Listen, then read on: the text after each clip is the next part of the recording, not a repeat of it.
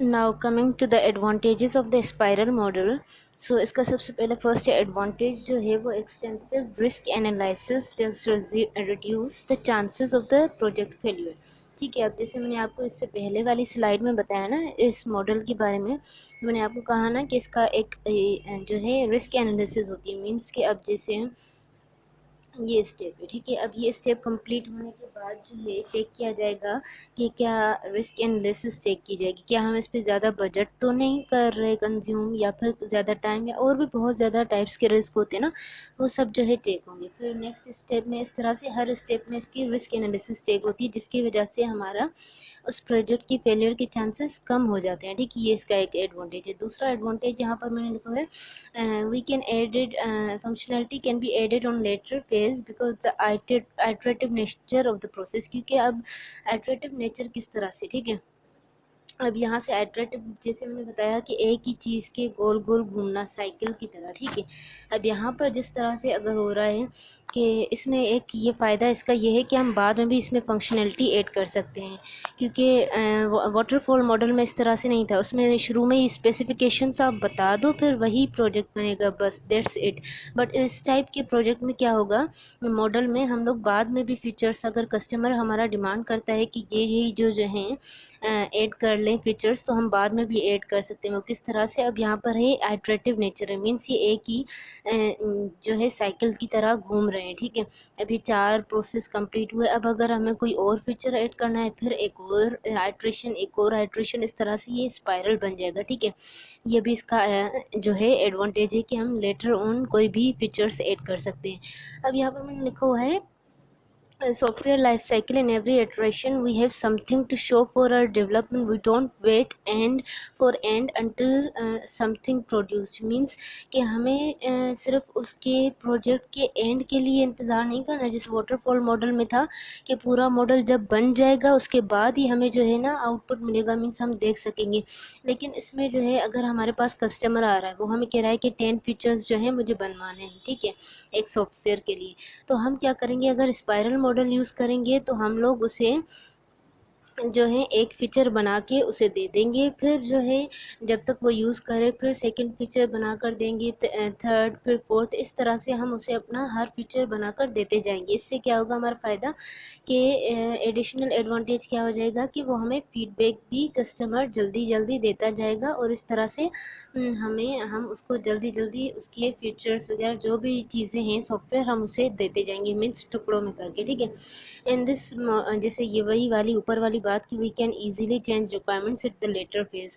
Waterfall में इस तरह से नहीं था, रिक्वायरमेंट्स एक दफ़ा स्पेसिफाई करनी थी, इसमें हम बाद में भी रिक्वायरमेंट्स चेंज कर सकते हैं। ये जो है स्पाइरल मॉडल, ये जो है लार्ज और कॉम्प्लेक्स प्रोजेक्ट्स के लिए ज़्यादा सूटेबल है। ठीक है, उसके बाद इसके डिसएडवांटेजेस पर आ जाते हैं। इसके डिसएडवांटेजेस में है क्योंकि रिस्क एनालिसिस होती है ना, तो हमें हर चीज़ स्पेसिफिक करनी पड़ती है, मीन्स टू सम एक्सटेंट बहुत ज़्यादा स्पेसिफिक होनी चाहिए। जैसे अब अगर हम लोग रिस्क जो है एनालिसिस कर रहे हैं, ठीक है, अब रिस्क एनालिसिस करते हुए ये हो सकता है कि हमने जो है रिस्क एनालिसिस जो कर रहे हैं वो हमें सही करनी चाहिए, क्योंकि हमारी होल सक्सेस जो है ना उसी पे डिपेंड करती है, किस पे, रिस्क एनालिसिस पे। तो इसका ये एक डिसएडवांटेज है, अगर उसमें कोई गलती हो गई तो हमारा पूरी जो है उस प्रोजेक्ट की सक्सेस जो है वो कम हो जाएगी। ठीक है, और finally spiral model is more complex than other models. Simple model जो है वाटरफॉल मॉडल है, लेकिन ये जो है ना ये सबसे ज़्यादा कॉम्प्लेक्स मॉडल है। ठीक है, इसीलिए इसमें टाइम मैनेजमेंट वगैरह जो है मुश्किल होती है, क्योंकि इसमें हमें नंबर ऑफ़ फेजेस नहीं पता होता है कि कितनी बार होंगे, मीन्स क्योंकि आइट्रेशन हो रही है ना, एक बार होगी, दोबारा होगी, तीसरी बार, इस तरह हमें नंबर ऑफ़ द आइट्रेशंस नहीं पता उसके फेजेस के। ये इसका मेन एडवांटेज। उसके बाद हमारा थर्ड जो है ना प्रोसेस मॉडल, वो है हमारा रेशनल यूनिफाइड प्रोसेस। अब rational unified process is a very popular one based on the UML। अब RUP किस तरह से वर्क करता है, in the same way eternity means के it performs the iteration same as in the case of the spiral. Iteration वही मैंने आपको बताया कि इस तरह से साइकिल की तरह गोल गोल किसी चीज़ के पे घूमा जाए और वही प्रोसेस हमारे रिपीट की जाए। अब इसमें जो है फेजेस जो है वो है, number 1 is the inception and number 2 is the elaboration, construction and the transition. अब नंबर 1 इंसेप्शन फेज में होता क्या है, हमारा सबसे पहले work is mostly to the scope the system, we can able to do the initial cost, जो भी इनिशियल कॉस्ट वगैरह है उसकी एस्टिमेशन, बजट वगैरह, वो सारी चीज़ें किस में आ जाती हैं, इंसेप्शन में, ठीक है। अब एलेबोरेशन फेज में we focus on the domain analysis and define the basic architecture for the development. इसमें वही उसी तरह से जैसे स्पाइरल मॉडल में सेकेंड उस वो था ना, उसमें भी इसी तरह हम लोग डिज़ाइनिंग मीन्स कर रहे थे आर्किटेक्चर। कंस्ट्रक्शन में बेसिकली हमारा इम्प्लीमेंटेशन मीन्स सारा जो एक्चुअल वर्क होता है फॉर द डेवलपमेंट इसी में होता है, ठीक है। अब ट्रांजिशन फेज में हमारा क्या होता है, in which software goes from the development to the production. अब वो डेवलप हो गया है, अब वो प्रोडक्शन के लिए जा रहा है, ठीक है। ये जो है हमारा ट्रांजिशन फेज में होगा। रेशनल यूनिफाइड प्रोसेस के लिए ये जो है हमारी एक डायग्राम है जिसमें हम लोग जो है ना सॉफ्टवेयर इंजीनियरिंग की कुछ टेक्निक्स यूज़ करते हैं, और इसमें ये हमारे सारे जो है ना ये फेजेस हैं जिसके थ्रू ये हम आइट्रेशन कंप्लीट करके ये हम करते हैं, ठीक है। उसके बाद हम इसके एडवांटेजेस पर अगर आ जाएं कि इसके एडवांटेजेस क्या हैं, ये जो है लेस टाइम इसमें रिक्वायर्ड होता है क्योंकि integration of the process goes on through the software development life cycle, तो उसकी वजह से इसमें जो है रेशनल यूनिफाइड मॉडल में हमारा जो है टाइम रिक्वायर्ड जो है वो कम होता है, ठीक है। इसका जो सबसे मेन एडवांटेज है वो यही है। अगर हम डिसएडवांटेजेस की बात करें तो ये बहुत ही ज़्यादा कॉम्प्लेक्स और डिसऑर्गेनाइज्ड है, क्योंकि जिस तरह से स्पाइरल मॉडल था ना तो वो भी आइट्रेशन हो रहा था, तो आइट्रेशन ये भी उसी तरह, इसका भी डिसएडवांटेज यही है कि ये बहुत ज़्यादा कॉम्प्लेक्स है, ठीक है। On the cutting edge projects which utilize new technology, जैसे कुछ प्रोजेक्ट्स होते हैं जिन्हें फिर बाद में न्यू टेक्नोलॉजी वगैरह यूज़ करनी है, तो उसमें क्या होता है रीयूज़ ऑफ द कंपोनेंट्स जो हैं वो इम्पॉसिबल हो जाते हैं, वो हम नहीं कर सकते, means so now coming to the second part, which is how can we differentiate these three models which we have discussed, the waterfall model and the rational unified model, and the third one was the spiral model. How can we differentiate them in terms of the backtracking? अब सबसे पहले हमें पता होना चाहिए कि back tracking क्या है। बैक ट्रैकिंग मीन्स कि जो हम सीरीज़ ऑफ स्टेप्स करके आए हैं, means recursive call of those steps, means कि उनको वापस उन स्टेप्स को प्रीवियस जाना, ठीक है। जिस तरह से अगर हम वाटरफॉल मॉडल में 4 स्टेप्स थे, अगर इस तरह से हम 4 स्टेप्स कंप्लीट करके आए, बैक ट्रैकिंग किस तरह से होगी कि उनको वहाँ वापस जाया जाए, ठीक है।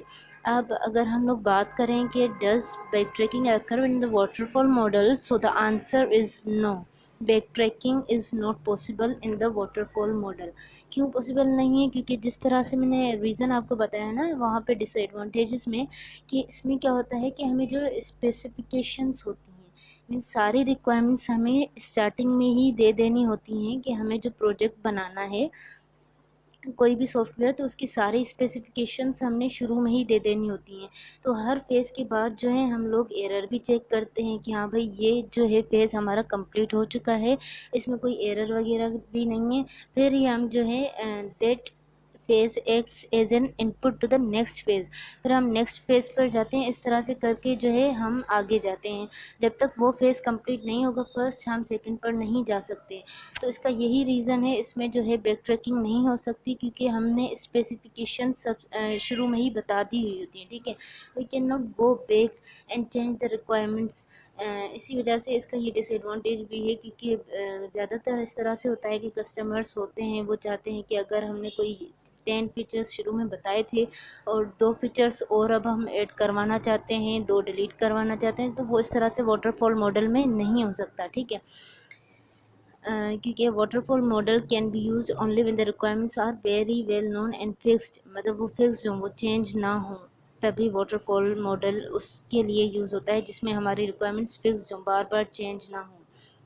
तो इसमें बैक ट्रैकिंग नहीं हो सकती। Now the second one is spiral model. Spiral model में बैक ट्रैकिंग की बात करें तो हाँ, स्पाइरल मॉडल में जो है बैक ट्रैकिंग हो सकती है, means we can go to the previous activity.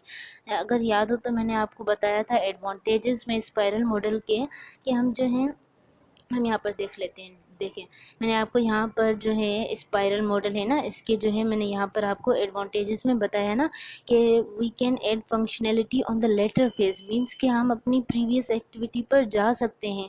अगर हम बहुत आगे तक स्टेप तक चले गए हैं, बहुत आगे फेज तक चले गए हैं और हमें कोई फंक्शनैलिटी कोई फीचर वगैरह ऐड करना है तो हाँ we can go to the previous activity, ठीक है। तो इसका ये एडवांटेज है। So yes there can be backtracking in the spiral model, ठीक है। Functionality can be added on the later phase because the iterative nature of the process, इसमें iterative nature है ना, इस वजह से वाटरफॉल में इस तरह से डाउनवर्ड डायरेक्शन में था और उसमें जो है रिक्वायरमेंट्स हमारी एक बार ही बता दी जा रही थी, फिक्स थी, हम उसमें बैक ट्रैकिंग नहीं कर सकते थे, उसका रीज़न ये था, ठीक है। और ये आइट्रेटिव नेचर है, मीन्स एक बार अगर ये गोल साइकिल हो गई, ठीक है, हमारी रिक्वायरमेंट्स कंप्लीट हो गई, अगर हमें दोबारा कोई और रिक्वायरमेंट चाहिए we can add that again, अगर हमें कोई और फीचर चाहिए we can add, and because of this iterative nature we can means इसमें बैक ट्रैकिंग हो सकती है and we can go back to the previous activity, ठीक है। And this model allows this feature. अगर हम थर्ड वन जो हमने डिस्कस किया था that was the RUP rational unified process, तो उसकी अगर बात करें तो यस उसमें भी हम लोग जो है because it was also the iterative nature, जैसे हमारा स्पाइरल मॉडल था ना आइट्रेटिव नेचर का था जिसमें साइकिल्स की तरह से एक हमारे फेजेस कंप्लीट हो रहे थे और उसमें हम लोग अपनी रिक्वायरमेंट्स वगैरह अपने सारे जो है डेवलपमेंट कर रहे थे, उसी तरीके से हमारा RUP में भी होगा और इसमें भी जो है हम लोग बैक ट्रैकिंग करके अपनी कोई भी जो है प्रीवियस एक्टिविटी पर जा सकते हैं, कोई भी उसमें बाद में फीचर वगैरह ऐड कर सकते हैं। So that's it.